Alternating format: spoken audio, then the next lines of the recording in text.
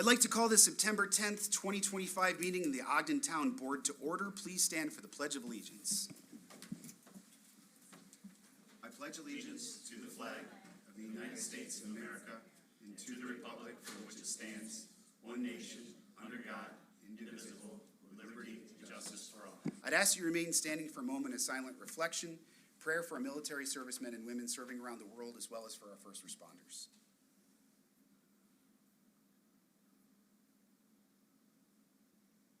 Thank you.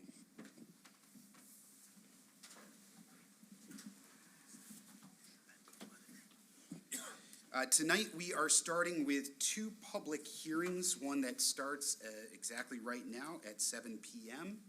Madam Clerk, whenever you are ready. A local law to further regulate the use of motor-driven vehicles on property of the town of Ogden and on privately owned property. Introductory local law number 2-2025. Please take notice that the town board of the town of Ogden will hold and conduct a public hearing upon introducing local law number 2 of the year 2025. The town board will hold and conduct such public hearing at the Ogden Community Center, 269 Ogden Center Road, on the 10th day of September at 7 p.m. At which hearing, all interested persons shall be heard concerning the subject matter thereof. The proposed local law proposes to amend Chapter 289 of the Town Code, Vehicles Off-Road, to further regulate the use of motor-driven vehicles on property of the town of Ogden and on privately owned property, which would include the issuance of additional fees and penalties for violations. All interested persons shall be heard concerning the subject matter thereof. A full, complete copy of such law is presently on file in the town clerk's office, where it may be examined during normal business hours.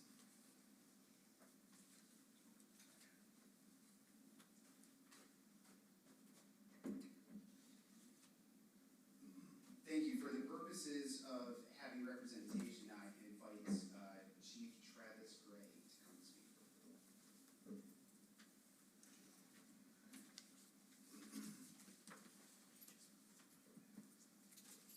All right, I'm glad there's less people than about 45 minutes ago. So thank you, Supervisor, for inviting me here. Thank you all for coming down tonight. And really the reason I'm here is to kind of shed some light on a situation that we've been dealing with a lot here in the town and in the village over the course of the summer.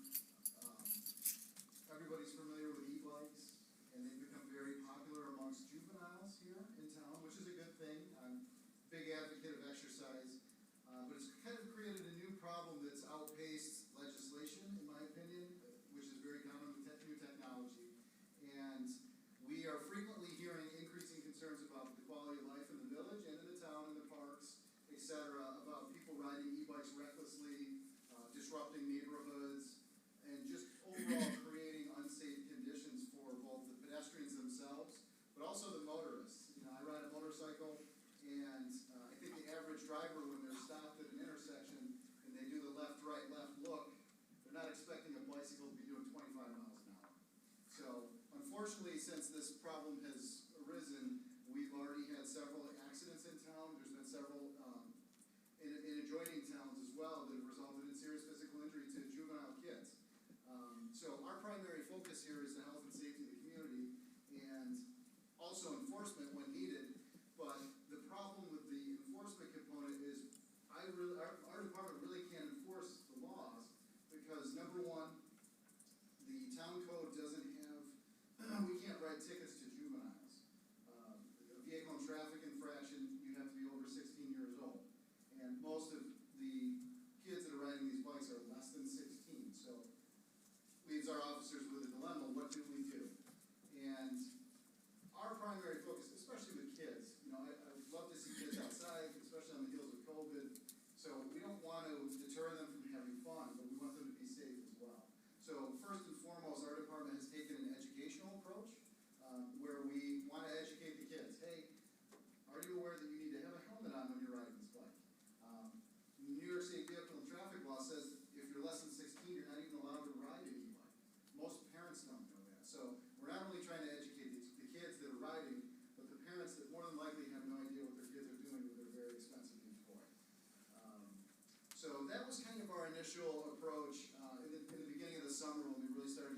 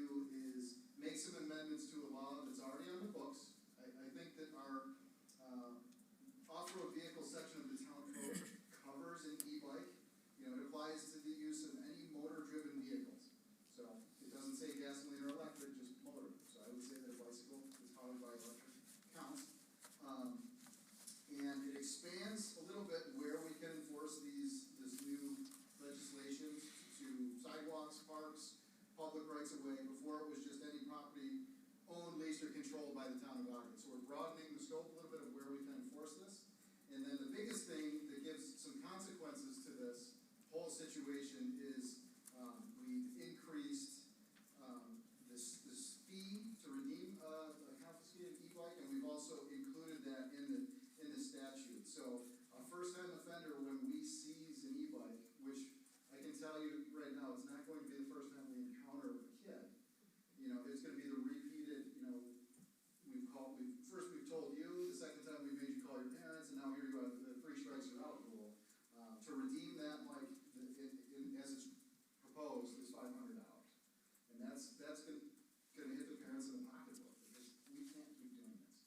A motorist is gonna hit a kid on a bike, that kid is going to be injured, and who's gonna be to blame? The person driving the vehicle, but ultimately it's the person on the bike that's unaware of the rules and regulations that really kind of created that situation.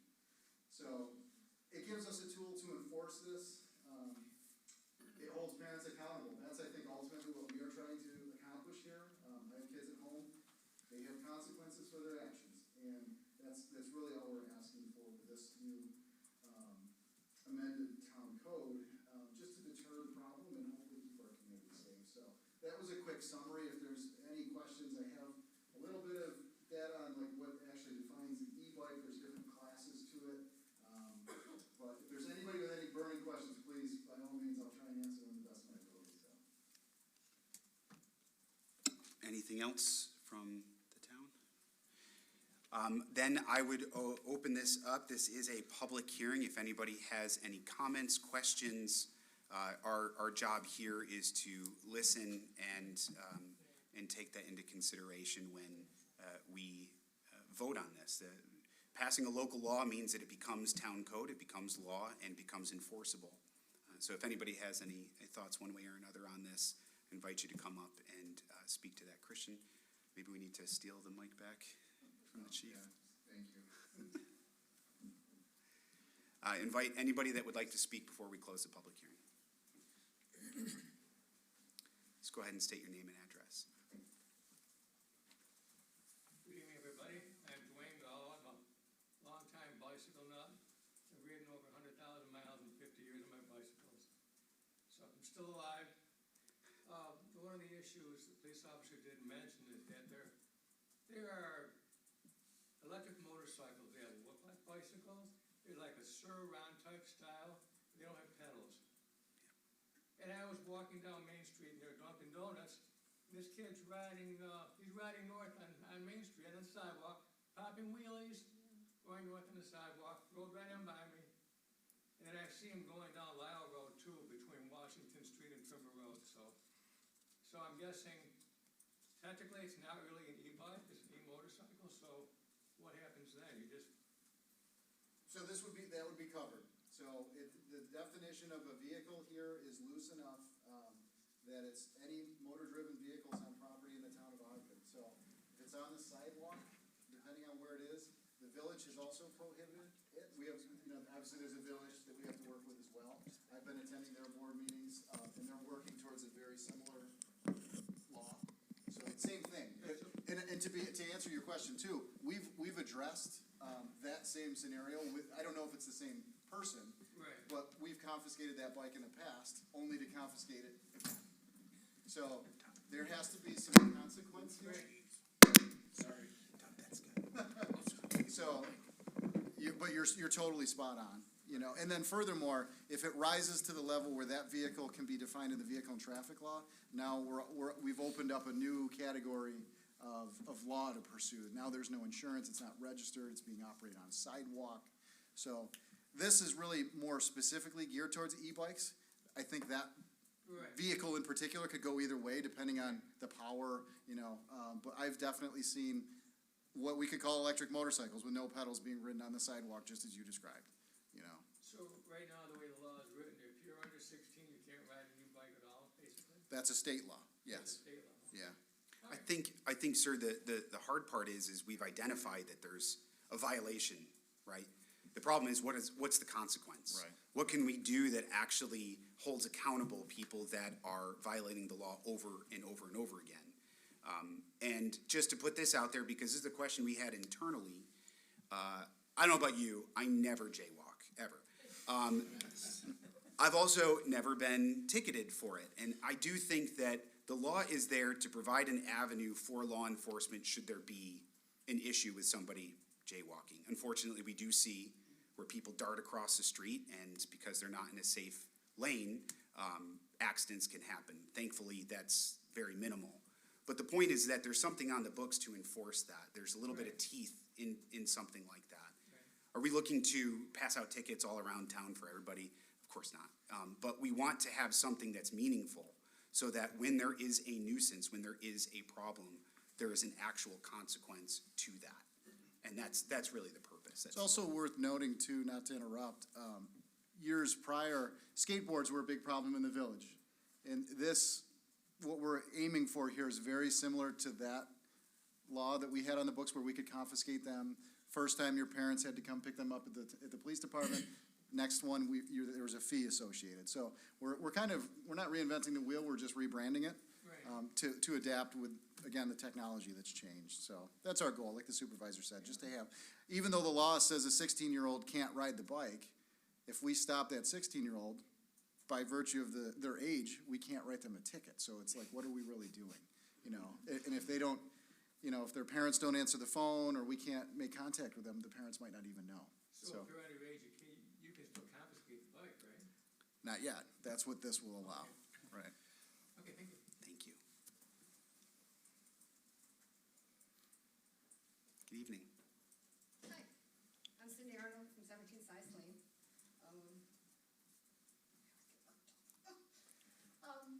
I'm with you on everything. I'm all for the kids outside instead of in front of video games, yeah. And, Take your time.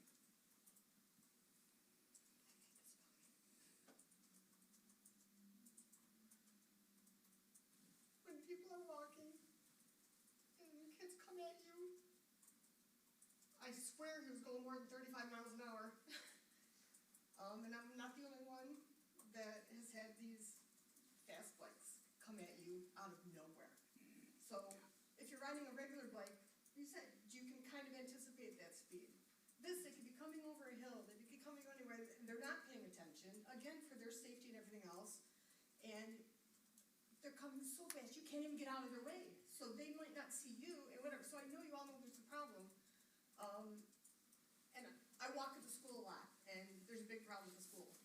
And I've even seen these kids, when somebody talks to them, I've seen them chase down trucks harassing them because they've said something to them.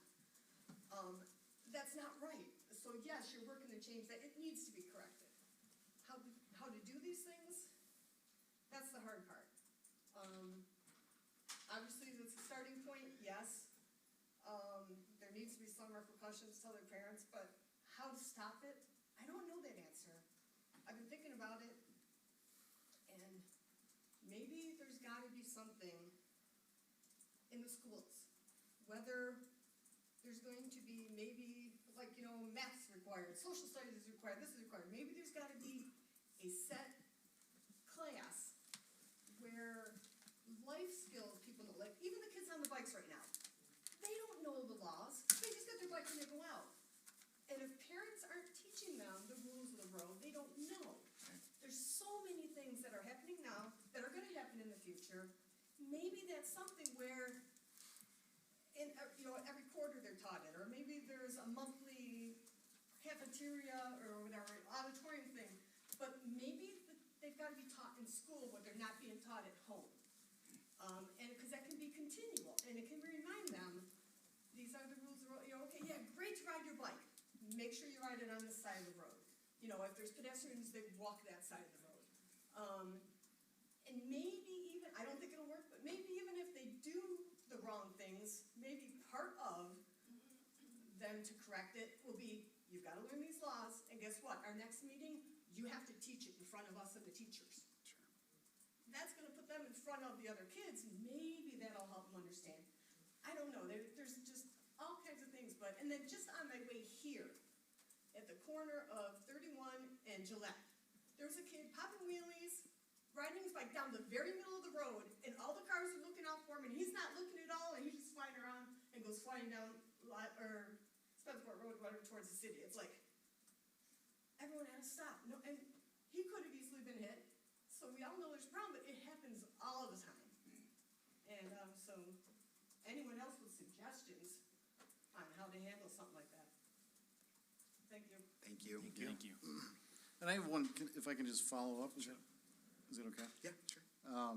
To your point, ma'am, I totally agree with you, and this is the type of issue where it really takes a village, you know, not to be cliche, but there's a very similar situation that's occurring too that is lagging behind, it's vaping in the schools. We have a DARE officer, we teach DARE, but that curriculum takes time to be updated and amended, and we're just now teaching in the middle school about the dangers of vaping, because those kids are doing that at that age. If I And- could interrupt you, because I Sure. don't know, are they getting it in all the classes, or just certain ages, or is it an annual reminder, is it, like, how is it being handled currently? I can only speak to what I know and what our department's involvement is, but we specifically taught last year the seventh graders a module about vaping. But this, back to the e-bikes, I think this is a relevant topic to maybe introduce in a health class in middle school. You know, I agree, I think the fundamentals of riding bikes are probably an antiquated technology that's been rekindled with the new technology. And we've hosted with Parks and Recreation bike rodeos. We do enforcement or education things in driver's ed classes and social media. So we're trying to do everything we can, and we have a great partnership with the school. And I'm certainly willing to push into them and suggest that we start teaching this, because I know that the school administration is just as frustrated as we are. So again, I think it just is going to take a village. Suggestions maybe, you know, within the boards and stuff, maybe Yeah. communicate too. I Yeah. mean, something ongoing as things change, we have Right. to teach them this stuff. Yep. Thank you. Sir?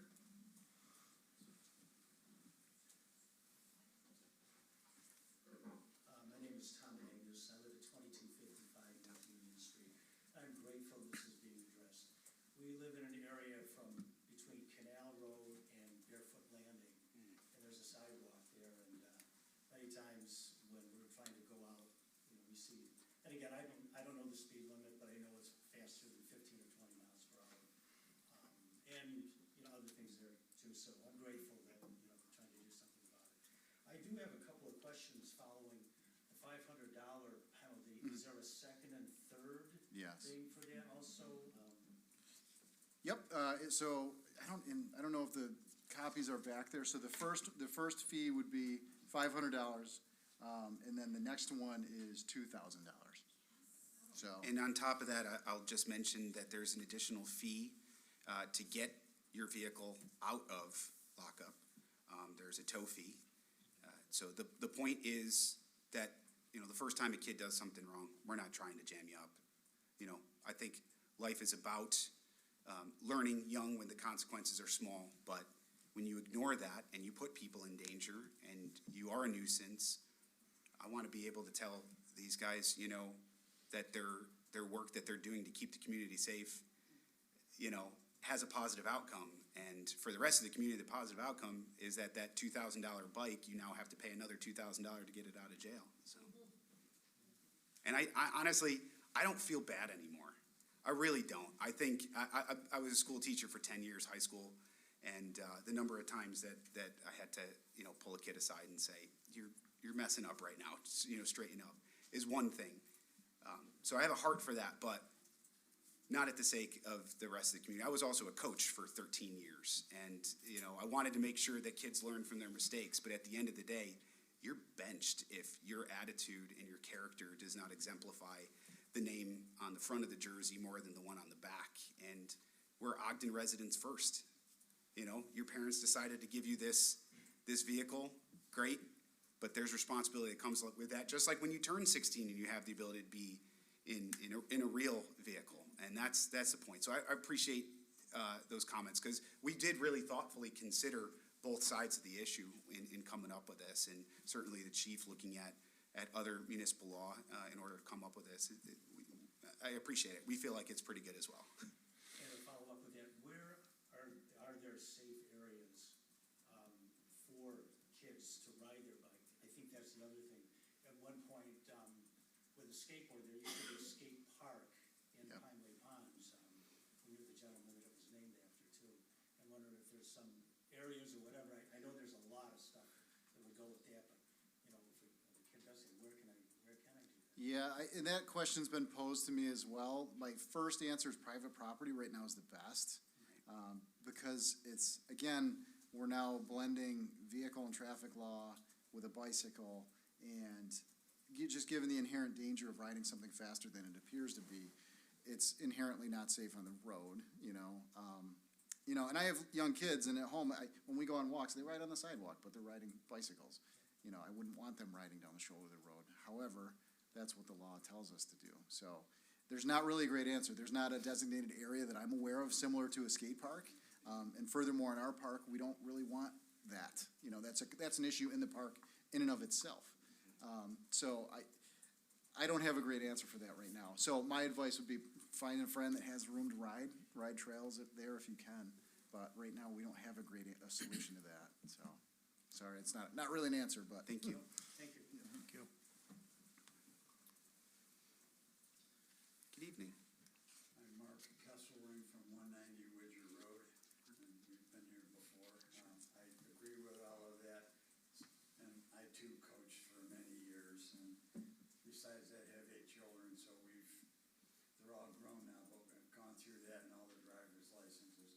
One of the things, and when you violate, this is your penalty, if you will. If you are driving a regular motor vehicle, a car or a truck, and you get caught speeding or whatever, sometimes the judge gives you a fine and says you have to take a course, the typical safe driving course. Now, we might not have that many around, and I really don't know, but that might be part of it. You come back and on the 3rd offense, you get you pay your $500, you get the bike back, and you've got X number of months to take some kind of a certified course or whatever to do that, which means that now we're making them aware of the law and we're making the parents aware of the fact that they've got to learn some more of the law, because frankly, I never knew there was a state law that says you can't ride any bike under 16, but it doesn't affect me because I don't have an e-bike or anything, and I don't have. And I believe you are 16 at least, is that equally correct? I gotta check. Okay. I'm not trying to buy a beer or something. But just some things, the board knows I deal with the state. I'm a volunteer instructor for snowmobiling and for boating, and power boats, any motorized boat, whether it's a trolling one or whatever, and that comes under that classification. Yeah. But I like to see things that are parallel with some other laws.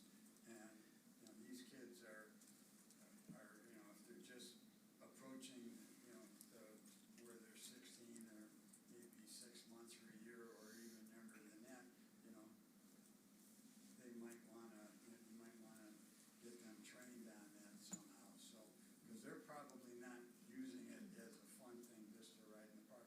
They're probably using it to, get transportation, in my opinion, and not just riding a bike for fun. They're probably trying to go someplace, but again, I don't know. But anyways, that's my thoughts. I'd like to see if Thank you. we're going to try to get some education, or if we're admitting that they don't know the law, and if they're a repeat offender, make them know the law. Right.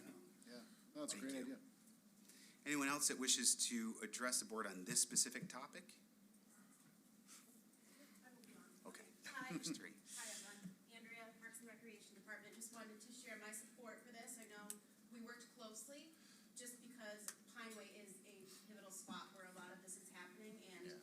when the splash pad is open and it's beautiful out, obviously we have lots of bicyclists, which we like to see, but it also makes the area that much more populated.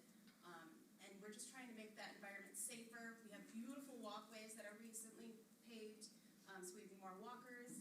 Just a more heavily used area, so we just want to make it safer for all. So I'm fully in support of that. Thank and you. I know our team is as well. So thank Yeah. you. Thank you. Thank you. Ma'am? Hi, I'm Jill Fitzsimmons, 17 Sheldon Terrace, and even though I don't live right in the village, I spend time there, particularly walking on the canal, and it's really become problematic, walking on the canal with e-bikes. So my question is are the canal paths part of the designated area that is covered by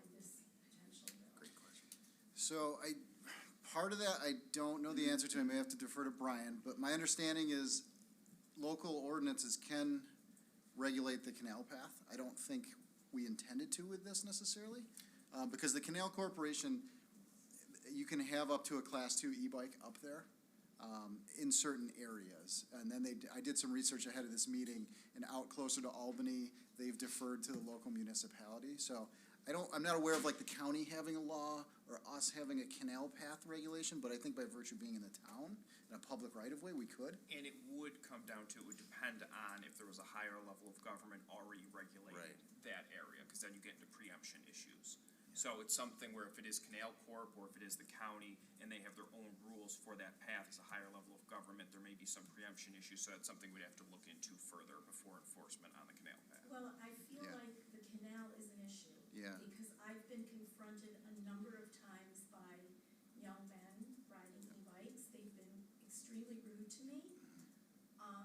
And they have every answer for why it's okay for them to ride on the canal. And I feel like it really deters from one of the most beautiful and significant parts of our community. Yep.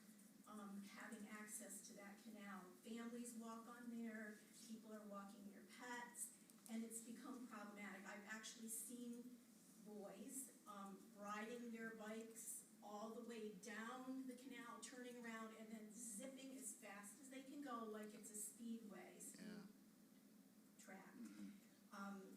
I've seen the wheelies that other people have, referred to.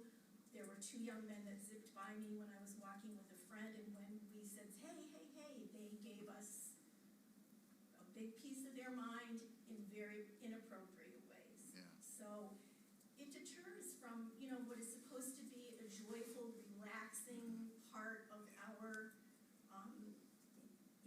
of what we enjoy Right. about living in this community. So I'd really like to be able to have someone look into the specific piece about the canal path. So I have one follow-up thing, and I think nevertheless, we have more research to do, but I'm not familiar with the county or the state having a superseding regulation right now, so I would think that by doing this, we're covered. And one thing that I forgot to mention, earlier I referenced quality of life. That's exactly what you're describing. And one thing that I'm proud to say in this setting is last year, with part of our budget, we purchased 2 e-bikes. And this summer we've started, it's difficult because we've been very short-staffed this year. However, we've been starting to patrol the canal with our e-bikes. Our officers were up there today, and they reported to me the same exact thing. They had an encounter with an individual that flew past someone that was walking, and they stopped, and they just told the kid, look at, and the looks on their faces when they see Ogden police on e-bikes on the canal is priceless. I think that's So- terrific. I wish you could do that more often. I do too. Because that's the other issue is when you're confronted with this, getting somebody there in a timely manner is not really. Yeah, most of the canal is very difficult to access. Exactly. So I yeah. understand the difficulty in Yeah. that. I was just at Tops a couple of days ago, and there was a gang of 5 or 6 of them right up there on the canal path, Yep. getting ready to do whatever, Yeah. whatever it was. For what it's worth, they talk to us the same way. Yeah. We get the same treatment, Yeah, I mean, So. sure. So, and my other question related to that was if and when the time comes that the canal is off limits to e-bikes, I think it would be helpful to have really big signage there. Agreed. Because the young man I talked to had all the answers about it's not really it doesn't take gasoline, and he Yeah. had all the answers about why he was allowed to be there. Right. And I think if there was, signage Sure. black and white that could be pointed to, it would be helpful. Yeah, I would love to increase our presence up there. It's difficult balancing calls for service. We're a small agency, but the feedback that we've gotten, I've done it personally, I ride the bike as well, is just tremendous. Everybody loves to see us up there. I wish we could commit to it more, and I'd love to explore a way to do that. So we're trying to combat that issue too, because we feel the same exact way. That's a beautiful resource, so. And thank you for addressing this, we do. No problem. Of course, thank you. Sir in the back, did you want to come up? It's a public setting, so I'm trying to be formal.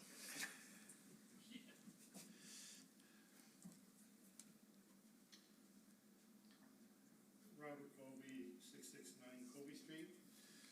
So how does this affect private property? This sounds very similar, maybe it's the law that we originally passed when we were having, on the farmers, we were having a lot of trouble with four-wheelers. Is that the law you're amending?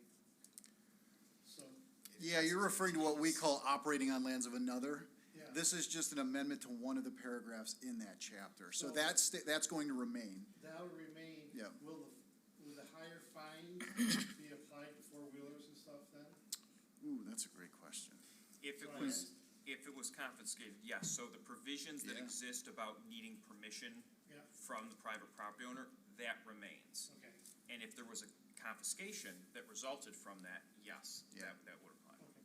The other thing is, I think, I've seen the e-bikes, I mean, I've dealt with the four-wheelers and that on private property, and been frustrated as much as now the village is really Catching up. experiencing what we've experienced for many years. One thing I can say is, when we find one, we deal with the house, we'll talk to the family, then we get the police involved. If that doesn't, usually what solves the problem, the kid turns 16. I'm sorry to tell you, but half the time, that's what, the kid turns 16, then it becomes the problem. A different set of Police. laws. Right, Yeah, right, different set of right. laws. So then, it doesn't change behavior, it just changes the location. Right. The one thing I don't wanna see is that, especially like the canal path and that, I understand e-bikes and all that. I don't wanna limit reasonable, responsible use of e-bikes in the town. Right. I think there's a lot of elderly people that ride them, that, like to get the exercise, but they can't do as much as they used to. So, just passing a law says no e-bikes Right. is a problem too, like if you're talking the canal path. But they gotta be responsible use, just like they should use a regular bicycle. Because a regular bicycle can be just as much trouble on the canal path as an e-bike. So make sure the laws don't eliminate responsible use of e-bikes. Yeah, makes sense. Okay? That's a good point. Thank you. Anybody else wishes to address the board on this particular topic? If not, I'm going to go ahead and close the public hearing for local law number 2, and we will start the public hearing for local law number 3. Madam Clerk, whenever you're ready.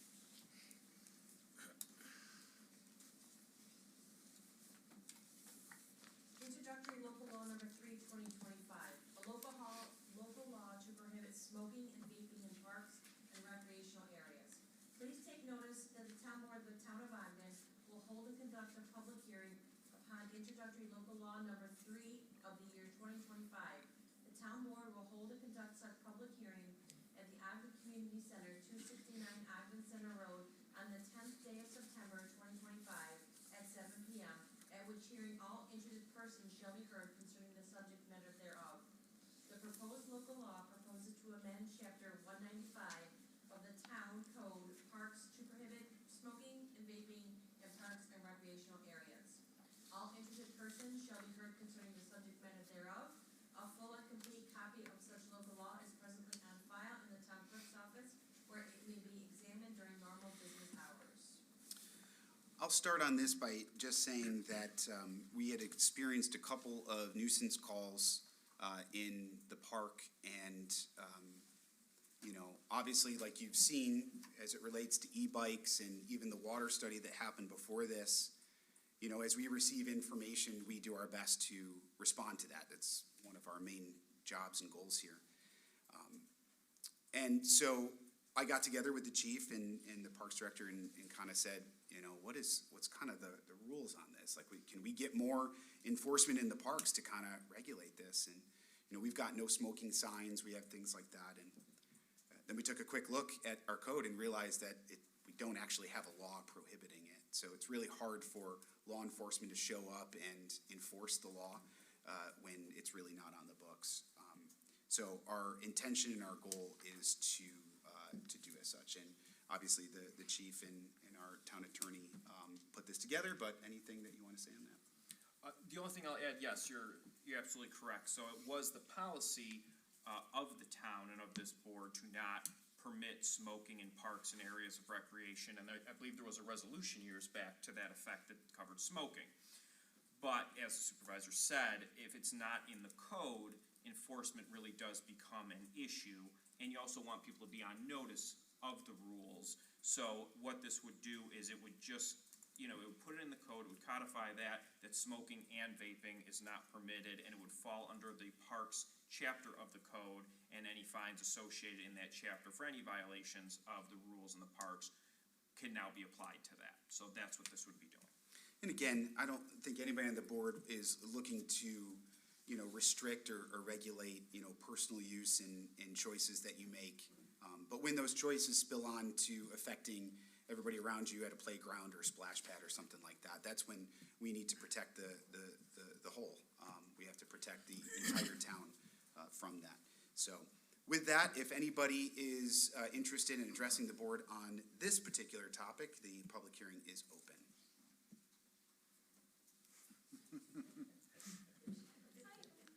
This is the most you've seen me in a long time.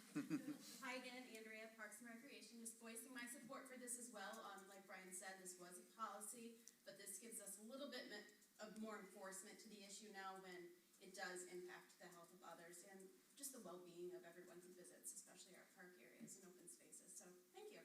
Thank you.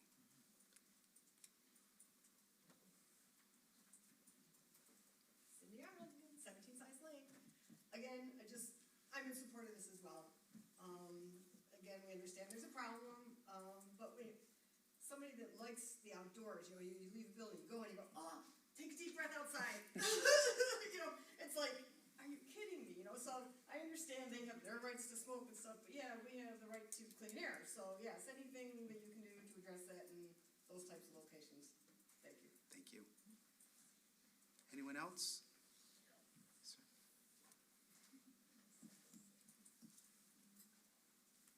You already have my name in. One more time, please. Okay, Tom Agnes, 2255 North Union Street. One of the questions I had on this is smoking and vaping what? Is this like an open bottle law? Because we live right in front of Pondway Ponds Park, and we've experienced over the years, and there's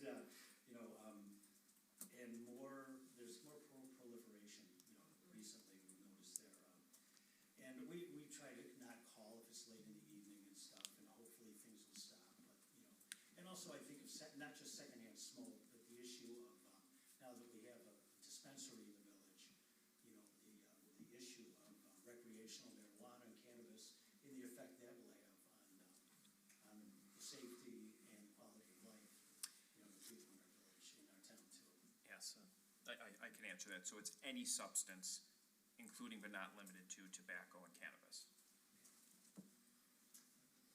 And how would this be enforced, or at least will there be someone? So- I know in the past they've had someone that works in the park, not necessarily a law enforcement person. Yeah, so one of the beautiful parts of this job is, for me, I get to go and just, essentially blame everything on the police department and say, you should just be there 24 hours a day. And then the chief says, we'll double the size of my force, and then I say, never mind, especially at budget time. The truth is, joking aside, I do rely on the chief quite a bit, not just as a human being and a father and a husband, but also for his expertise in law enforcement. And so we sit down often, and we have these conversations how to best address it. And part of it is having a law that they can respond to and show up and make it happen. But at the same time, the second you see an officer or a cop car, you're gonna put it down and you're gonna hide it. And so it's an and. We need to change the way that we approach our attendance. We have coverage throughout the entire morning and day, but when it gets into the evening and past dinner, that's where we see most of these issues happen. And so we need to make a structural change there in our coverage, not just to help with the grounds, but to have just a presence there. And most of the time we can have somebody come up and just politely say, hey, for other things too, like we're not allowed to have glass beer bottles, and that continues to be an issue as well. Just to go up and say, hey, just so you know, we can't do this. And as it becomes an issue similar to e-bikes, we now have the authority, if the board should approve this, to put some teeth behind it. So it's really a multifaceted approach. Tonight is about this portion of it. But it's similar to the law that we passed last year that really held business owners responsible for the sale of marijuana to minors, illegal sale of marijuana to minors. Because of that law, and because of other things, it's not just one thing, we've seen a decrease in that happening. So our goal is to approach this in a multifaceted standpoint, starting with the law. But after, it's really weird about criminals is a lot of times they don't care about the law, which is why they keep doing it. But you have to have it first before you can get to the rest of it. So it is a multifaceted approach that this board was very interested in pursuing for, obviously the safety of the residents. Thank you. Anyone else on this topic? Sure. Cindy Arnold, 17 Science Lane. So just to follow up off of what he said, I didn't think about it, where the problems are everywhere other than just Pineway Ponds, but it's so hard at Pineway Ponds. I don't know the feasibility of maybe posting a couple of night vision cameras, just so you have something that maybe sees the light, and then as the police officer gets there, it can follow up. It's just a thought. And my response to that is that we equally, I'm not going to share all my secrets, but we obviously have a plan in place. Whoever invented the pan tilt zoom cameras, they're the worst. We were looking at it today for another issue, and it's like the second that the person comes in front of the screen, the camera pans and goes opposite of where you want it to go. We've been working on an upgrade for our security system for the last year, and we're finally at a place and with some funding to address that. So, like I said, multifaceted approach to this, for sure. Thank you. Anyone else? You ready for me? We received an email. Oh, thank you. So I just wanted to put it on the record, from Margaret Fitzgibbon.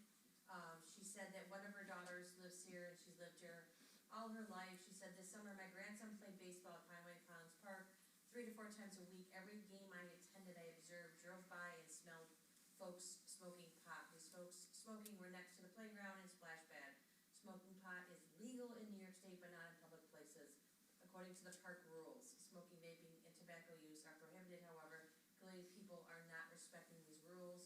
I urge you to pass this new ordinance. Ordinances have been put in place for the safety of our residents and those who visit our community. However, no ordinance is in effect unless it's enforced. I urge you to work with your law enforcement to regularly police our beautiful park. Thank you. Thank you. Appreciate that.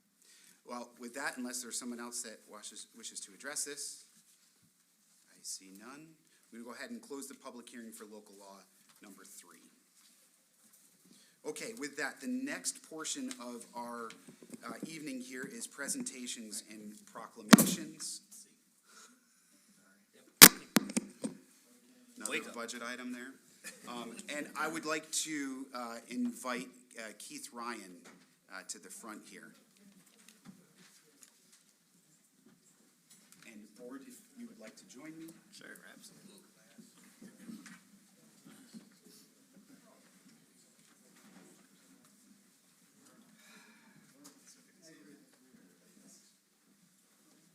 Well, I don't think that this gentleman really needs much of an introduction, but Keith is a man of many things, least of which is humility. He did not want this. He did not ask for this, and certainly doesn't love any part of this, but at the same time, we sort of forced him into it, so it is what it is. Keith actually won an award, a very prestigious award, and was presented at a much bigger fanfare at Frontier Field, or whatever it's called now. And, obviously being someone who's had such a great impact in the community, we wanted to take the time to recognize him as well. And so, very small token, and then certainly want to get your thoughts here. But this just says, whereas the town of Ogden takes great pride in honoring individuals who've made extraordinary contributions to public service, whereas Keith Ryan has dedicated more than 5 decades to serving this community through his work at Westside News, ultimately leading the publication as owner, president, and publisher. His unwavering commitment to local journalism has kept the residents of Ogden and the west side of Rochester informed, connected, and empowered through accurate, timely, and impactful reporting.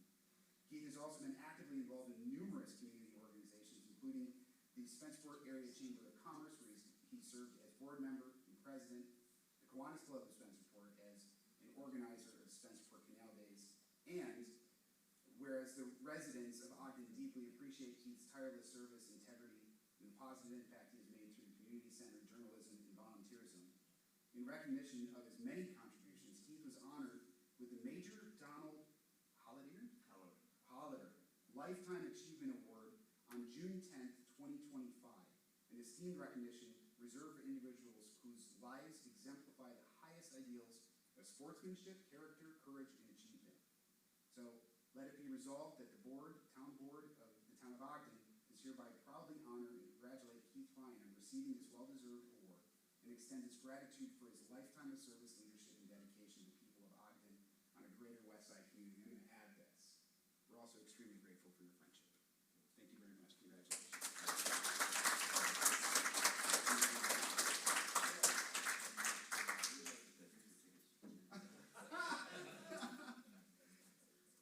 Well, thank you to the supervisor and the board for this presentation.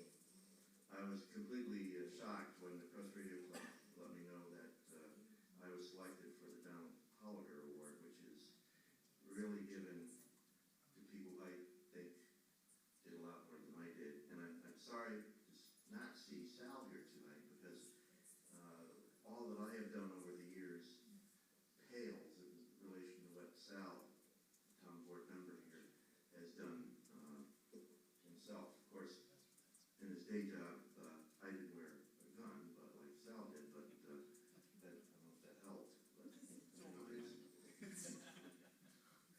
Well, again, I thank the board for this very much. It really is a nice thing to reflect on for me very much. Thank you.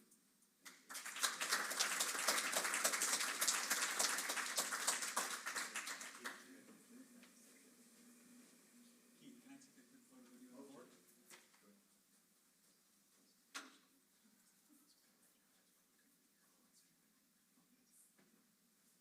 Do you want to step up in front of the podium? You guys, here, come, everyone in front, Josh. Coming around.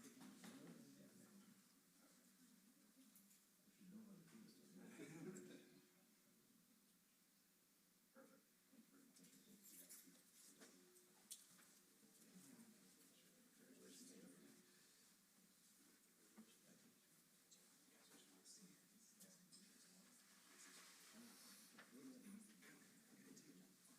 Next, we want to recognize the Aurora House. So everybody who is involved with that organization, please come head forward.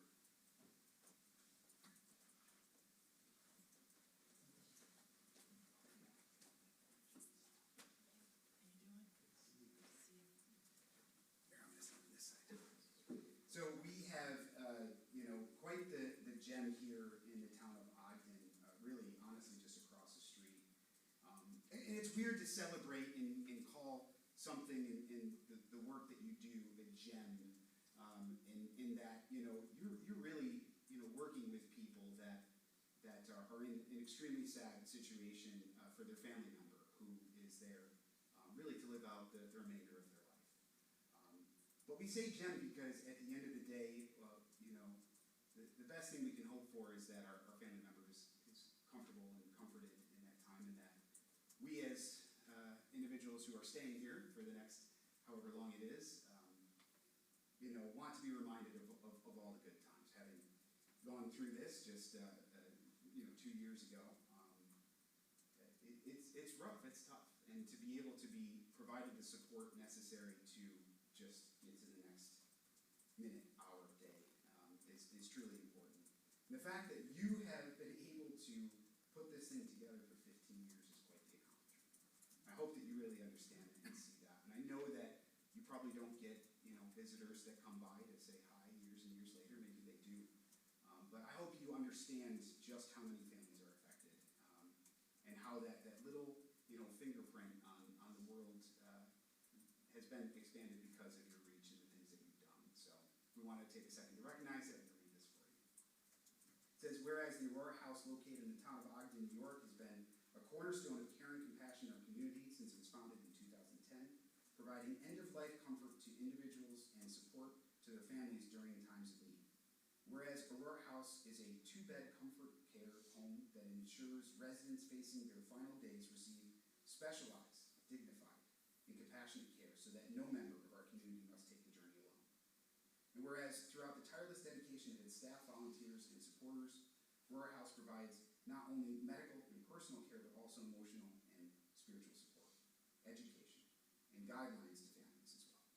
These efforts have sustained its mission, strengthened its success, and helped members of our community navigate one of life's most difficult experiences. Whereas Aurora House will celebrate its 15th anniversary on September 22nd, 2025, a milestone that reflects its enduring commitment and positive influence in the lives of residents and families throughout our community. Now, therefore, be it resolved that the town board of the town of Ogden does hereby recognize and commend Aurora House for its 15 years of extraordinary service, compassion, and dedicated service to our community. Congratulations.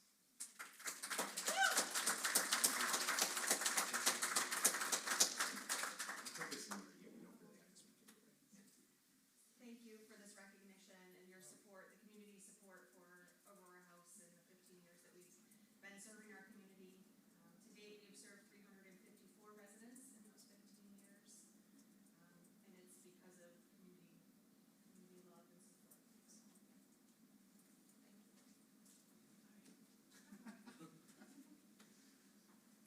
I'm Marge Smith. I'm the president of the board. This is Casey Perkins, our executive director. I basically want to point out that the house is thriving today because of Casey and because of the way she has grown our services and taken care of our community. And in addition, because of the community support that we get, we are able to serve our community. So, as you said, it's not something that people want to talk about all that often because it's not a happy topic. But man, do we need your support, because when you need us, we're there. So talk about us. And casino night is, when is? That's probably next year, but we do have a fundraiser coming up called Baskets and Brunch. It is on October 25th, and it's going to be held at Ridgemont Country Club. You can find it on our website, $50 per ticket. Lots of baskets, at least $50 in value, and you need to choose the ones that you want to win and put a ticket in and hope that you win it. So please, pass the word around that we are here and we still need community support. Thank you. Congratulations.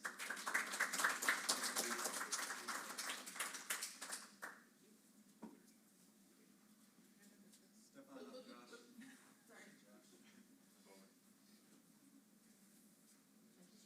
you very much.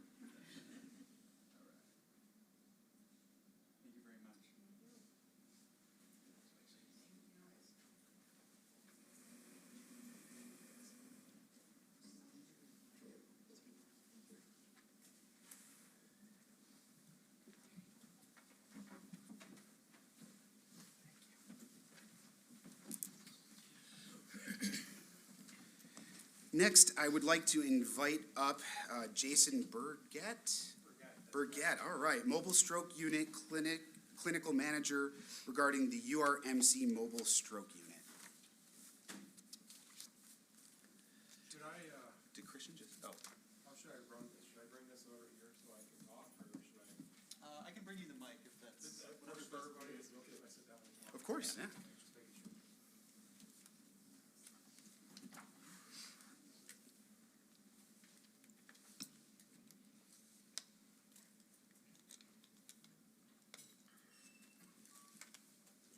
Bear with me just a second while I'm doing the presentation.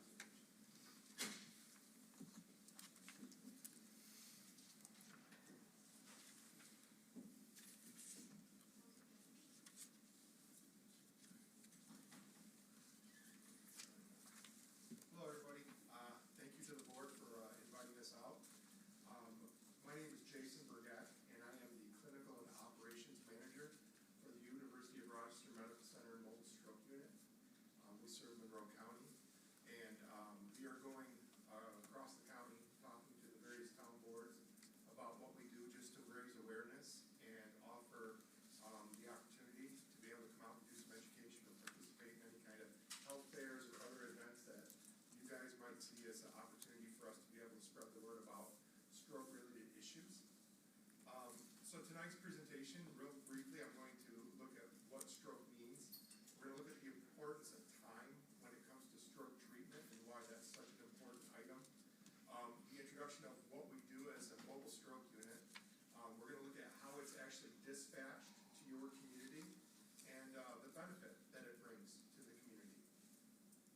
So a stroke is a disruption of the blood flow of oxygen into the brain. That can either be through a clot or a rupture of a vessel. Both of those things are considered strokes. One is called an ischemic stroke, the other one is hemorrhagic. Think of a garden hose. If you turn on the water and it's not flowing, well, there's one of two reasons. One, there's a blockage, or there's a leak somewhere in the line, and that's exactly what a stroke is in regard to the brain health, the need for oxygen for those cells to survive. You guys may have heard of the 4 to 6 rule or the 4 to 5 rule. 4 to 5 weeks without food, 4 to 5 days without water, and then 4 to 5 minutes without oxygen. The human being can survive about that long without those various things. So you can imagine that time is very important when it comes to stroke care. The thing that's interesting is the word stroke comes from a Latin word which means to be struck down. And it's kind of interesting that that's where it came from, because in a way, these symptoms that we talk about when we talk about strokes, it is truly somebody who's been struck down. And I think of that word and I think of lightning. When you've been struck by lightning, or somebody's been struck by lightning, that's a moment in time, a split second, less than a second, a nanosecond. And they go from standing upright and being okay to suddenly they're struck and they're no longer okay. And it's a very similar kind of concept to what happens in the brain when somebody's experiencing a stroke. And we use the mnemonic be fast when it comes to identifying the signs of a stroke. The B stands for balance, the loss of balance or coordination. And these are folks just like you and I. They're normal people that are able to do everything independently, just like we are. And suddenly, in a split second, over seconds to a minute, they've suddenly become discoordinated to the point where they're no longer able to stand up and walk correctly. We may see changes in vision in the eyes, that's the E. That could include double vision, or even a field cut where they lose their peripheral vision and they're no longer able to see correctly. F stands for facial droop on one side of the body. Suddenly somebody will experiencing a stroke will end up having a loss of tone in that side of their face, and their face will suddenly look like it's drooping. Arm and leg weakness is another thing that occurs often in strokes. It's unilateral, so their right arm or their left arm and their left leg will suddenly become weak and it no longer functions correctly. S stands for speech, so difficulty with speech production or even not making sense when they're talking. Somebody who is normally very conversant and fluent suddenly loses the ability to understand what they're saying. You're unable to clearly recognize the words that are coming out of their mouth, or they're simply not making sense suddenly. And then T is our last one, and again, that idea of time to call 911. If you recognize somebody with those symptoms, and it's something that's occurred in a minute, like I said, going from somebody who's normal, functioning correctly, to experiencing either one or more of these symptoms, that's a significant indication that they could be having a stroke. And quite frankly, if that's the case, it will be the most important healthcare emergency that they're going to experience in their life. Why is that the case? Well, we know that stroke is a leading cause of death. It's number 3 in Monroe County. It's number 6 in the nation because of our population and our lifestyle here in the county. It actually is the number 3 cause of death in Monroe County. So we actually skew up a little bit in comparison to the rest of the country in regard to the number of folks who die from experiencing strokes.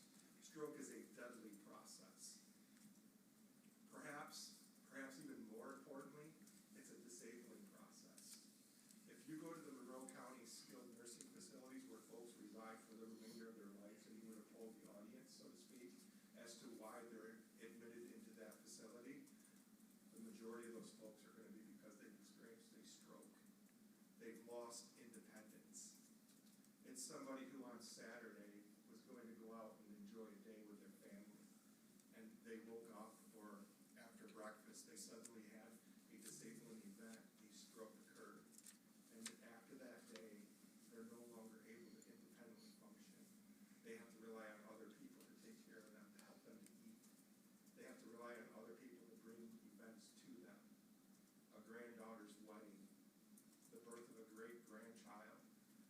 no longer able to go and participate in those things. They've lost that independence. It's a devastating disease process. It's a devastating event. When we talk about time, this is where it comes down to. When we look at this, experts, scientists tell us that every minute that somebody's experiencing a stroke, 1.9 million brain cells are dying every minute that goes by. We know it sometimes takes 10, 15, 20 minutes for EMS to get on scene. So in that period of time of just arriving on scene, we're already seeing significant loss of brain cells. You can see per stroke, the numbers just exponentially go up. If you look at it from a number of years the brain ages in a stroke, it's 36 years. It will be the most significant healthcare crisis that somebody experiences in their entire life. It's a devastating disease. That's the bad news. I'm here to offer a little bit of hope of something that's relatively new in our community, that we can do something about that. The history of the MSU, mobile stroke, well, it started in Germany in 2005. The idea was started. Dr. Fassbender from an area near Berlin, Germany, actually initiated the first mobile stroke unit in the world. And you know that we talk about time a lot in stroke, as I've referenced a couple of times already. And his thought was, there are treatments that we can do in the emergency department for stroke patients. We can intervene on the appropriate patients. Those ones that have clots in their brain, we can actually give them a medication, a clot busting medication, similar to Drano, when you dump it down a plumbing and it pops open that clot. It does that in the brain, and it can restore blood flow and restore function, bringing somebody from a very significant healthcare crisis back to independence. And we know scientifically that the sooner we can do that in the process of somebody's stroke, the better the outcome for that individual could be. And he said, well, if we were to bring the emergency department to the patient, somebody who's experiencing one of these devastating events, and we were to bring that technology and that ability to be able to treat somebody to their driveway and take away all the stuff that has to happen downstream by going back to the hospital, by going through a very busy emergency department. I don't know if you guys have been to the emergency departments here in our area lately, but they're a mess. They're overcrowded, understaffed. There's competition of resources, and somebody who's going through a stroke goes into that milieu, and they're in competition for resources, just like everybody else. So he said, let's see what we can do by bringing this ambulance to the folks. And what they found was they saved about 70 minutes. So if you go back to my previous slide about 1.9 million brain cells every minute, we're talking about 20 million, 30 million, 40 million brain cells potentially that could be saved. And what's that look like practically? Well, it looks like the difference between going to a rehab facility or a skilled nursing facility upon discharge from the hospital to being able to walk out of the hospital after a couple, 3 days, kind of back to normal. And we have data to show that, numbers show it. Well, he did a study. Everything has to be a study in healthcare. We always talk about evidence-based practice. And he did a study from 2008 to 2012 and gave a report into the New England Journal of Medicine. And when some of our doctors here in the country saw it, particularly at Texas Medical Center in Houston and at Cleveland Clinic, you might have heard of those two bastions of healthcare. They're pretty well-known places. The doctors there were very interested in starting a program in the United States. And if you can't be the first one in the world, guess what? It's best to be first one in the United States. So there's a little bit of a competition between those two centers.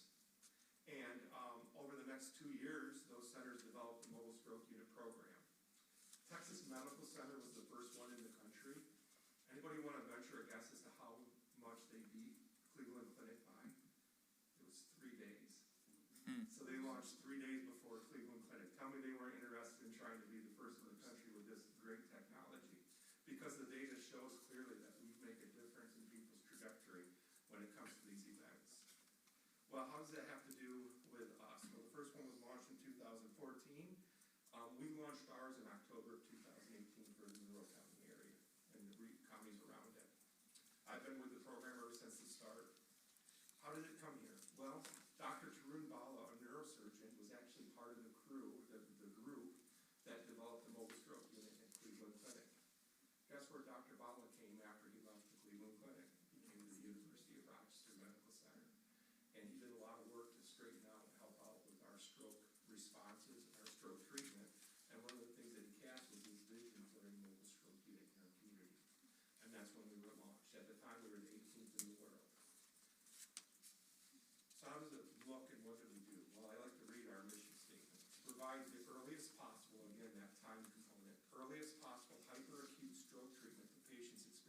stroke in the Monroe County region, creating the greatest chance of a complete recovery.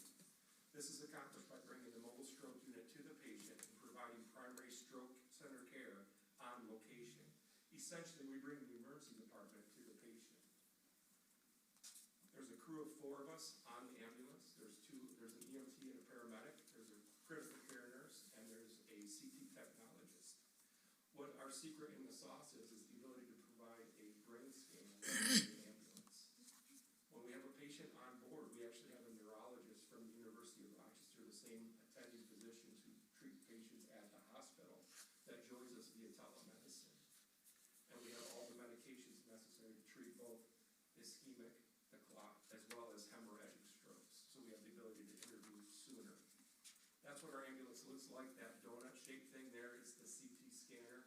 That's what allows us to make that treatment decision, because you can imagine giving a clot-busting medication to somebody who has a bleed in their brain would not be good. So that's why that CT scanner is essential. How do we get dispatched? Well, we get dispatched just like 911 in your community. If I'm not mistaken, Gates covers you guys. Is that correct? Yeah. Yes. And we have a very good working relationship with Gates. We go to Gates, we interact with their department quite often. So we get dispatched, just like somebody who calls 911 says, my husband has a facial droop and he's not moving that right arm, he's not making sense. Well, they're gonna call stroke, right, on dispatch, and we get co-dispatched with the primary ambulance, so we'll come out with Gates ambulance. We're in service 7 days a week from 7:30 a.m. to 5:30 p.m. And anyone can request the MSU when they call 911 for assistance in regard if they think they're having a stroke. So what is the benefit? Remember I said in the study, the initial study was 70 minutes? Guess what we found in stroke treatment in MSUs? Everywhere you go, it's about 70 minutes. So it's the same in Monroe County as it is in Berlin, Germany, as it is in Paris, France, as it is in Los Angeles, as it is in New York City, as it is in Florida, as it is in Saudi Arabia, and anywhere there's a mobile stroke unit, we find that we're about 70 minutes quicker. And like I said before, it's the difference between literally walking out of the hospital after 2 days versus waiting for a rehab or a skilled nursing facility bed in the hospital for a couple weeks for those to open up. How do we measure outcomes in stroke? The big important thing here is that a 0 and a 1 is independence, and it gets worse as you go on. Number 6 is the worst. So it's kind of like a Likert scaling as far as severity. We measure outcomes at 90 days in stroke care. So if you ever have a stroke or someone you know and love has a stroke, what they look like at 90 days after their stroke is pretty much how they're going to be the rest of their life. And what we strive for is 0s and 1s. This is kind of small, and I apologize for that, but this shows some pretty convincing data. What we took was all the cases of strokes that were treated at Strong or at local hospitals from Monroe County ambulances in traditional EMS. So what's that look like?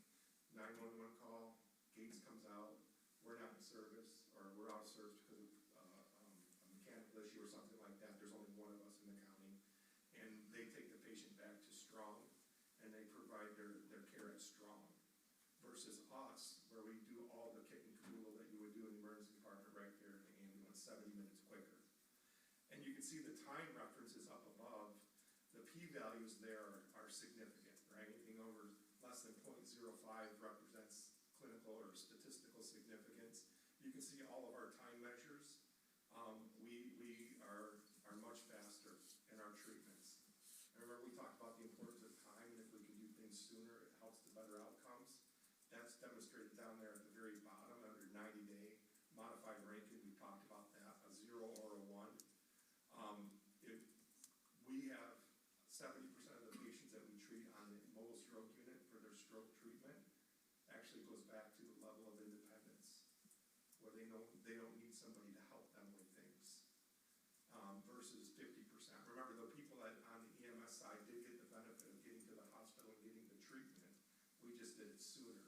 And you can see that the significance is there, that we offer that opportunity for return much more prevalently, 70% versus 50%. So what's it cost the citizens in Gates, or in Spencerport and Ogden? Nothing. It's provided by the University of Rochester. They fund it. They fund the ambulance. They fund the crew. That's why we're in service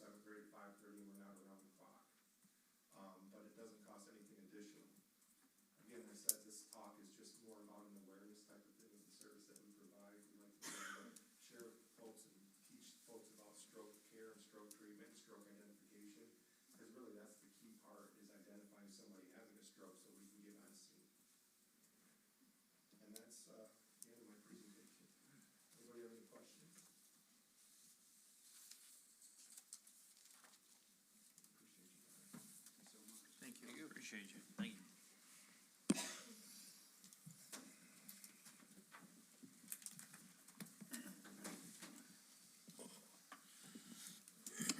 Really appreciate the awareness of this. This is obviously a topic that still touches many of us and has touched us, and so we really appreciate you taking the time to educate us. Thank you. Have a good night. Well, next on the agenda, we've got approval of the meeting minutes from last meeting. I'll look for a motion in a second. So moved. Second. Moved by Councilman Baker, seconded by Councilman Toms. Any discussion? All those in favor signify by saying aye. Aye. Any opposed? Item carries.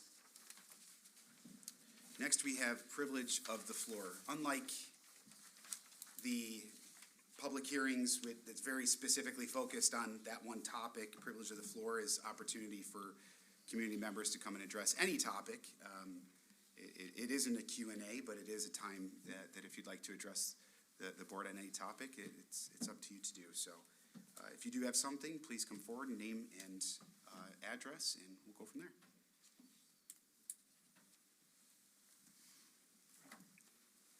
Okay, seeing that there is no one, we'll close privilege of the floor. Next, we've got reports and remittances, Resolution 218. So moved. Second. Moved by Councilman Tom, seconded by Councilman Baker. Any discussion? All those in favor signify by saying aye. Aye. Any opposed? Item carries. Next, town audits, Resolution 219. So moved. Second. Moved by Councilman Tom, seconded by Councilman Baker. Any discussion? All those in favor signify by saying aye. Aye. Any opposed?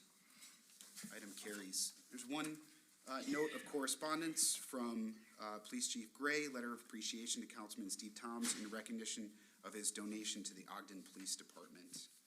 From there, we've got reports from town officers. So I'll briefly go through this. Earlier, before this meeting, we had a packed house for a water improvement informational meeting for water infrastructure study that we conducted earlier this year. I just really want to thank Sue, and I want to thank Christian, and certainly JP, and the whole board as well for just allowing this study to take place. We've got a lot of work still to do, but clearly there was a large number of people in this audience that want to see this happen. There's certainly a number of people that have concerns about the cost, and they should. And so a lot more to consider. But it's just another example of listening to the residents and trying to address just the facts. That's it. I mean, it's a very expensive thing to do. It's probably why it's never been done. But I want to give credit to the board for walking through the steps and supporting just the feasibility of the project. Second, actually, is for Councilman Baker. Whether you know it or not, you are celebrating, or had celebrated, 10 years of your service to the town as of September 1st. So we didn't want to do a whole thing, but at 10 years, any employee, they get a very nice congratulations letter. But Councilman Baker was a member of our zoning board for a good long while before being a part of this body, actually before any of us. You were the first. And you bring keen insight. You have a lot of experience in municipal law, having done a lot with the county, but also in private, and that balance has been extremely beneficial for this town. Then you went back into the town and then back into the county, and so we just value the insights and certainly your service to the town. Of course, the zoning board, it's not exactly a big paycheck. It's almost volunteerism. In fact, you probably go negative on that, but just wanted to show our appreciation for your time and service. So I appreciate that. Thank you very much. Very briefly, I've talked about this a couple times now. The Rock 5 Amazon facility is officially opened. It opened last week, navigating a couple nuances with that. But we're happy to have taken a project that was really stalled and closed and approved prior to really any of us being here, and really working with the team to push for that facility to be filled out and a viable project. So another great win for the town as far as that concerns. But you've got a brand new industrial complex, and we're navigating that as well. On Thursday, September 4th, the New York State Department of Transportation completed its inspection of the Gillette Road Bridge. This draft report inspected within 2 weeks, is expected within 2 weeks. I reached out Monday to Monroe County DOT to get a status update. This is what they gave us. They're requesting an expedited review. They recognize residents and community leaders. That's how they put it, but they obviously were pointing the finger at me, are eager for the bridge's reopening, and we'll certainly share that once that comes to fruition. But I'm just pleased to say that our efforts have really caused everybody to be in constant communication, because they know they'll get a phone call if they aren't. Planning is underway for the 2025 Ogden Magical Holiday Celebration and Christmas tree lighting, scheduled for Friday, December 5th. It's the same weekend as the event in the village. We've already started collaborating with the organizers there, just to provide a really nice weekend to kick off the holiday season. We are in preparations for the 2025 budget, and we've been doing it for a couple months now, but we're finally starting to get information from the state that helps us with our budget and budget process.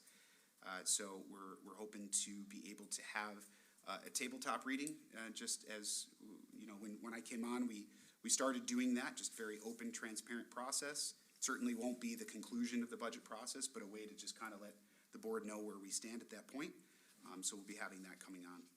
I also want to mention the Big Ditch Day, which is October 11th. It really celebrates the anniversary of the canal. So Spencerport Canal Depot will host a variety of programs. They're even going to have like an old-timey baseball team come and use our Heritage Park, and a whole host of other events. So October 11th, look for that, just celebrating the bicentennial of the Erie Canal.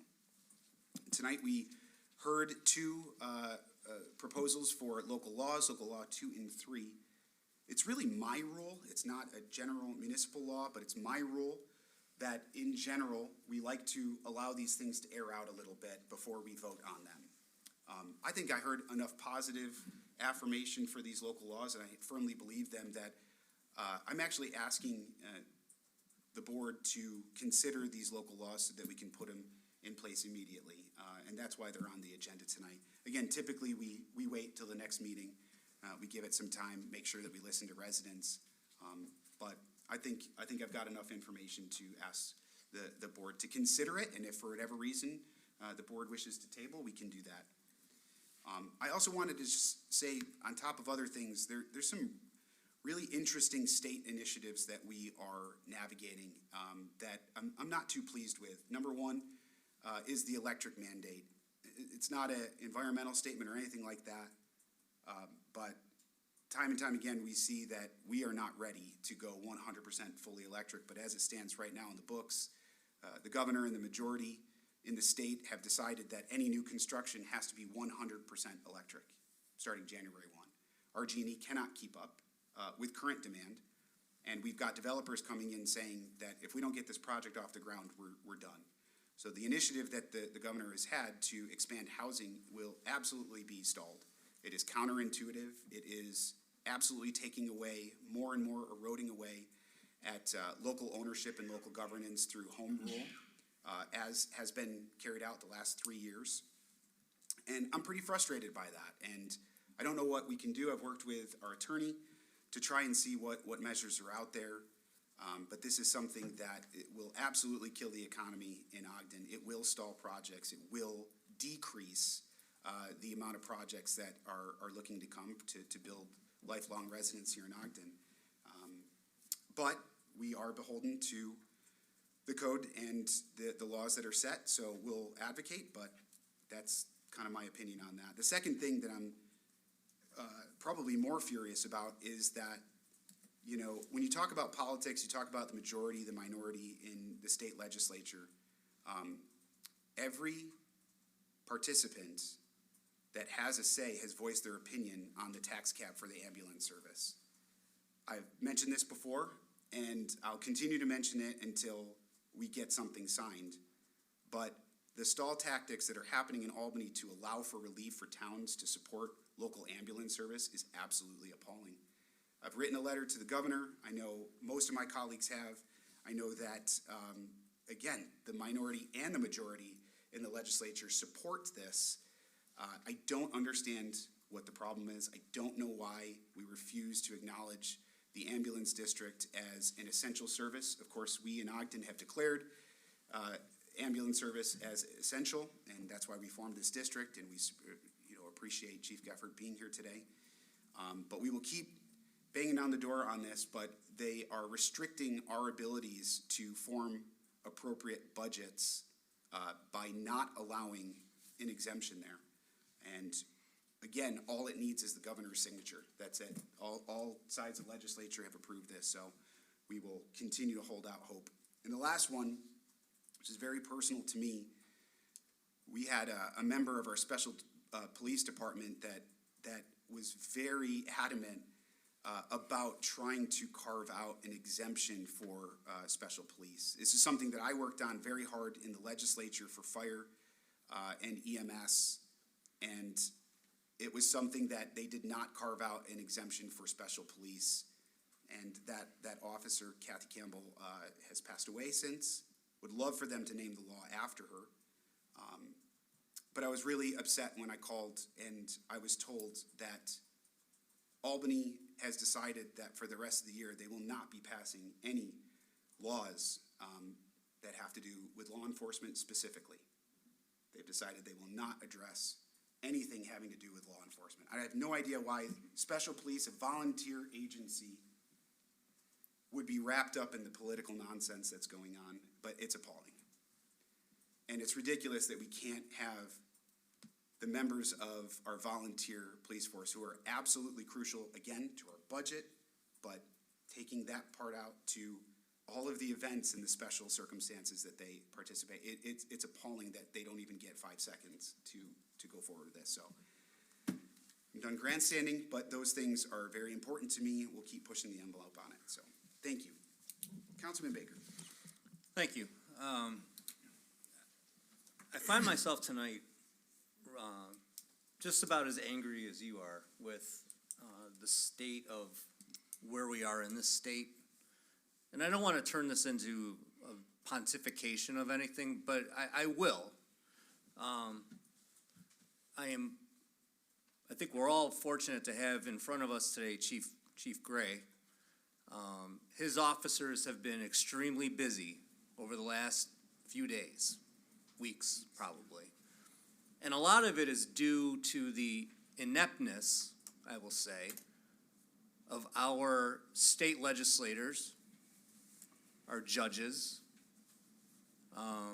who pretty much flagrantly put law enforcement in the back seat and don't want to do anything about helping them enforce the law. They're letting people go that shouldn't be gone. The chief and his officers just recently were involved in a very dangerous case here with people that don't care about the law, and they brought that evil to our town. And it's becoming more and more and more prevalent. And I don't know, I think we've done as much as we can as a community to address it. But this has to stop. This is just, it's absolutely disgusting. And, you know, you talk about the state legislature not wanting to hold any discussions about laws supporting law enforcement. You know, this whole business with the governor now and implementing these laws about, you know, electric everything. You know, if they don't care about, you know, what we're caring about, I would certainly not be opposed to just say, you know what, I don't care about what you say either. You know, what are you going to do about that? It's just disgusting, in my view. And I stand here in support of our chief. I stand here in support of our law enforcement. And I stand here in support of our town government that is trying to do everything that we can in the interest of our taxpayers who work hard, they pay their taxes, they expect good service, and I believe that we give that to them.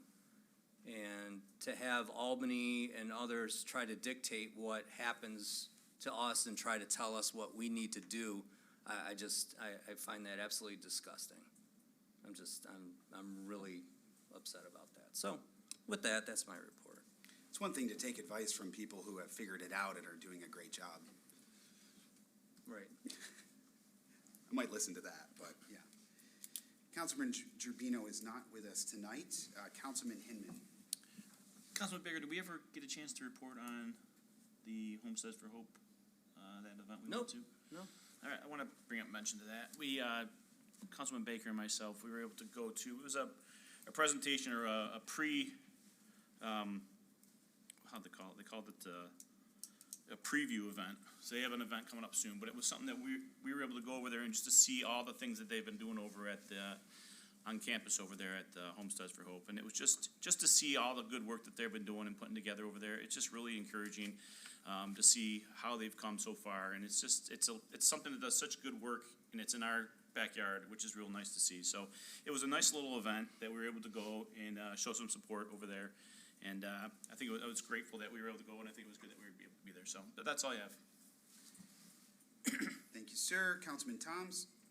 Yeah, just briefly, as you referenced the correspondence from Chief Gray, there is a resolution in here tonight to accept a donation from myself. That was proceeds that I won in a golf tournament that the Rotary was running, and also supporting the police department and some initiatives that they have. Wasn't aware it was going to be a separate donation, but here we are, so I just wanted to say that is what it's for. Thank you. Thank you, sir. Yeah, the transparency of passing a resolution for $50. Yeah, right. Again, it's New York State, but gotta follow the rules.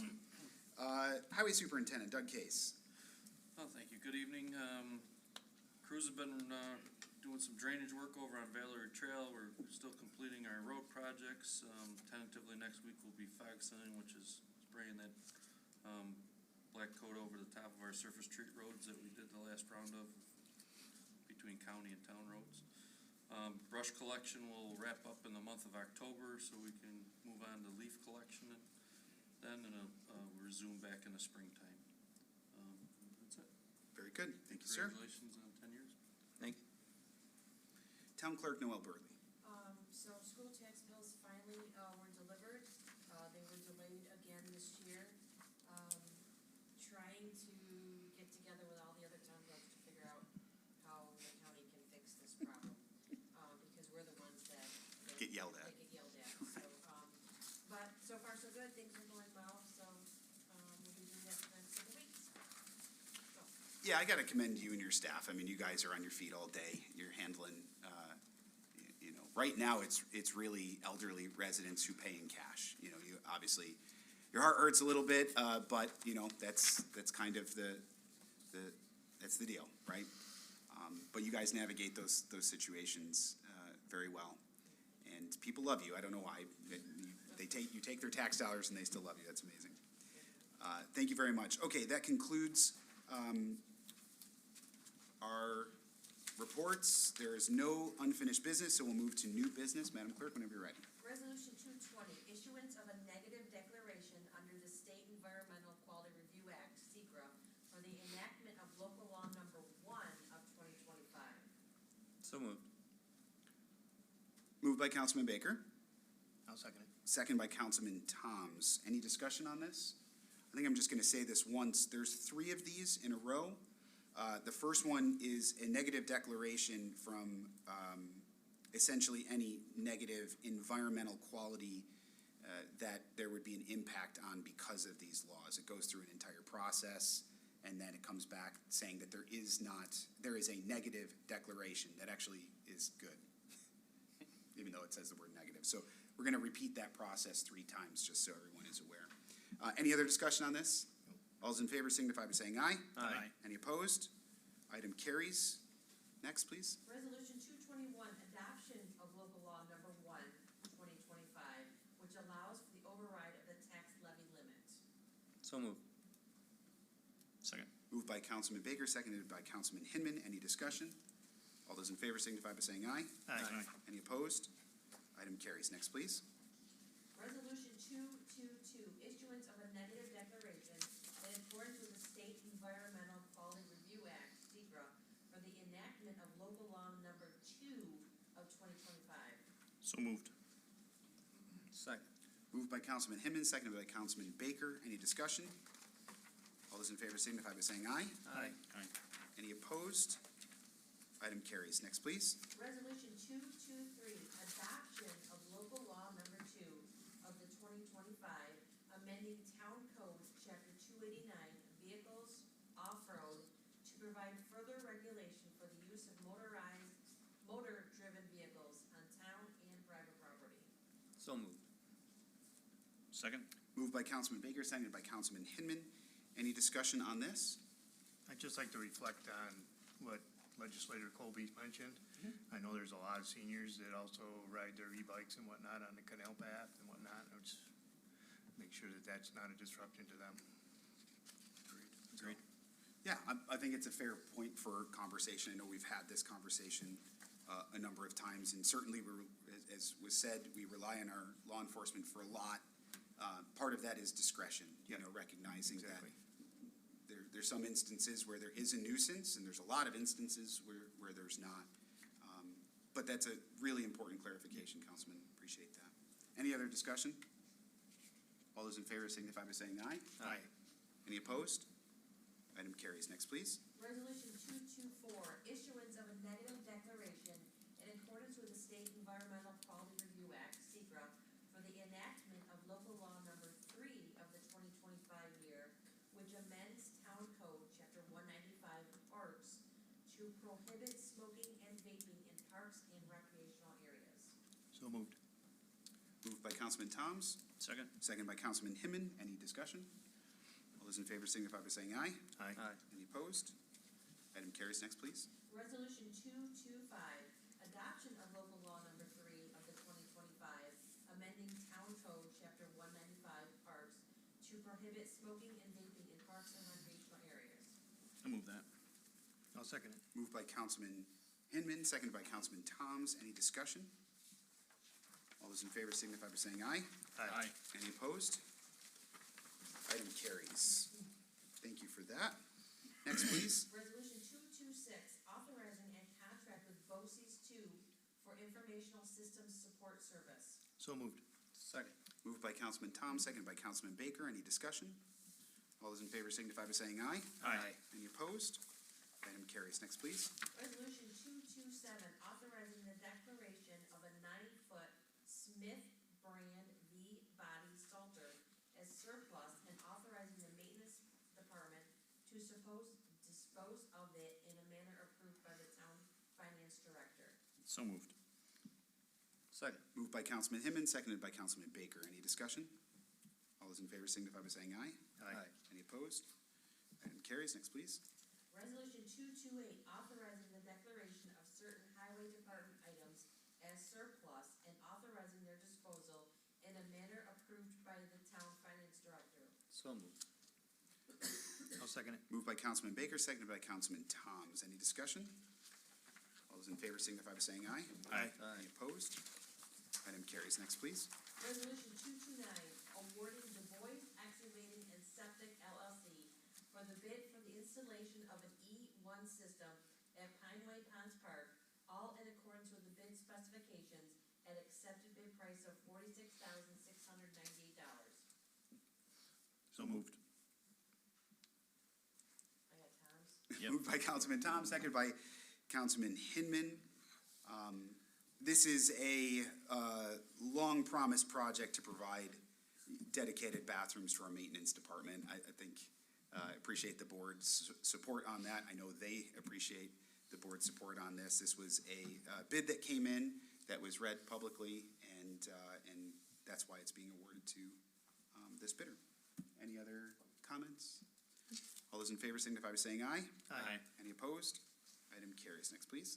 Resolution 230, approving the hiring of Chloe Schwartz as a limited part-time recreation attendant with the town of Ogden, effective September 3rd, 2025.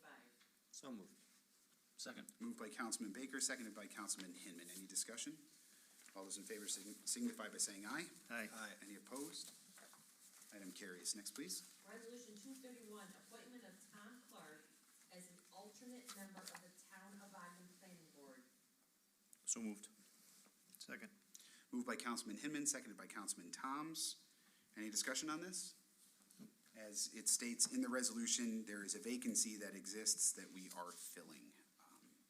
Any other discussion? All those in favor signify by saying aye. Aye. Any opposed? Item carries. Next, please. Resolution 232, promotion of Sean Gasser to full-time maintenance mechanic 2 with the Town of Ogden Building and Grounds Department. So moved. Moved by Councilman Baker, Second. seconded by Councilman Hinman. This was a full-time position that we had offered to somebody who at the time wanted part-time. Since then, he's really enjoyed the job, done a great job. We extended the full-time position as is budgeted already. So, any discussion? All those in favor signify by saying aye. Aye. Any opposed? Item carries. Next, please.